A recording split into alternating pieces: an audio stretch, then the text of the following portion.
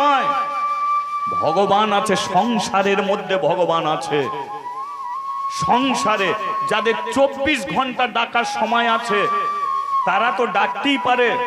আর যে মানুষটা সকালবেলা কাজে বেরিয়েছে, সারা দিন সারা রাত্রি পরিশ্রম করে রাত্রিকালে ভাতের থালায় বসে এক মুঠো ভাত নিয়ে যদি ভগবানকে দিয়ে বলে, ভগবান 24 ঘন্টা তোমাকে আমি ডাকতে পারিনি, তবু তো তোমার কথা মনে ছিল, তাই রাত্রিকালে খাবার সময় এই অন্ন তোমাকে আমি নিবেদন করছি ভগবান।